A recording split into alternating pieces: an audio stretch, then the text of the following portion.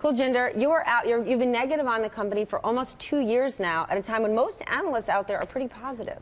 Yeah, I think our concerns still remain threefold on the company. Whilst a lot of negatives are now known on IBM, the three issues that come out are that, firstly, I think the public cloud is a secular negative for many of the traditional enterprise companies. IT spending isn't growing. The incremental dollars are going to companies like Amazon. And the fact that Amazon even exists, I think, compresses IT spending. And also, IBM are just so far behind the public cloud that it's going to take them many years to catch up.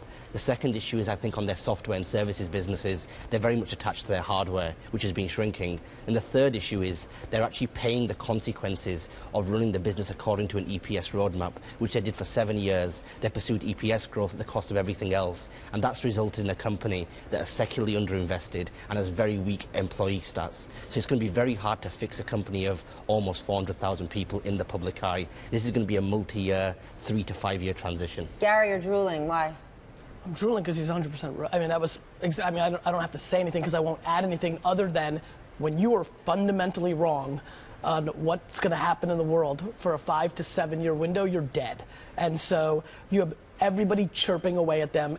To me, the answer is absolutely Amazon, Amazon, Amazon. These service products, the software space is being innovated at a speed that we've never seen before, and they're just too slow, and they're not a reality to major businesses anymore. But before we declare IBM dead entirely, I mean, I think actually, with all respect, actually the majority of analysts go the other way on IBM, have a buy in it right now. Warren Buffett is doubling down on the stock and refuses to give up on it. And Anurag, they do think they have a plan, right? What is their plan that they think they have? You know, this is something exactly we talked about yesterday, that it is very difficult to do these EPS roadmaps and dividend and buybacks for companies like IBM. You should be looking at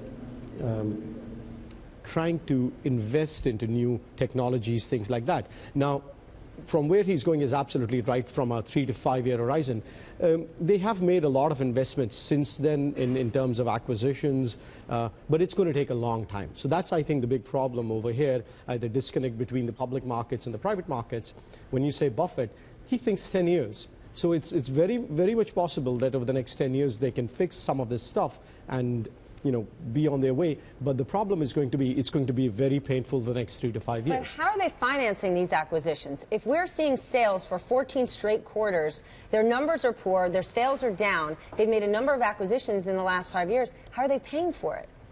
They do have a decent amount of free cash flow coming in. It's not as if, you know, but the problem was, always has been, they use a bulk of that free cash flow for buybacks. And that's, I think, something that, you know, we will see whether they revisit that or not. Matt, you have something with the Bloomberg. Well, it's a really cool function on the Bloomberg. If you do HDS on any equity, you can see who the biggest owners of that company are. And I just clicked on to Berkshire Hathaway historically, so you can see this chart goes back to '98. But starting about 5 years ago, he started buying IBM. And David, you mentioned he doubled down. I mean, he bought millions of shares as it ran up, and then as it came down, even increased his stake. So he now holds about 80 million shares of IBM and has indeed basically doubled down on the stock.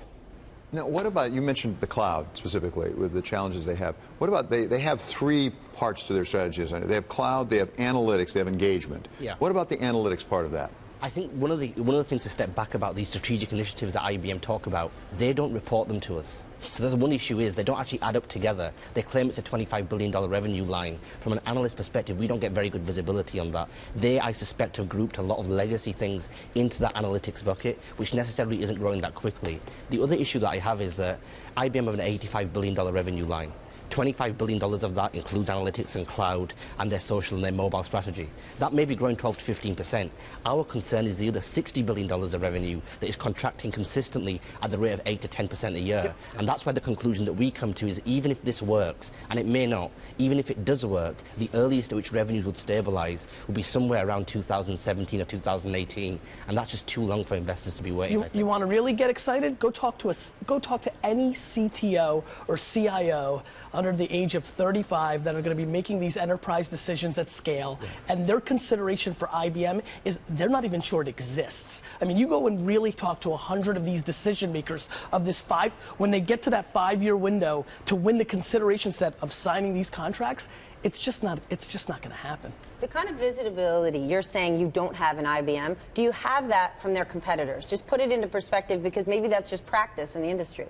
From our perspective, we think the entire IT hardware, traditional IT vendors are challenged. The one thing you look at this now, since 2011, every single traditional enterprise company has seen decelerating growth. This year, organically, IBM, HP, and even Cisco are barely growing. Most of them are actually shrinking. And Amazon is happily growing 60 to 80% year over year, and has an $8 billion revenue line. The cloud is just very real for these companies right now. And so I think of all of them, Cisco probably has more of an opportunity to transition their business because they have so much cash. But even with them, we have an underperformed recommendation because we think they can't preserve their margin structure. I just think there's going to be different winners in the next generation of IT, and unfortunately it's not going to be the traditional ones to which we are used to.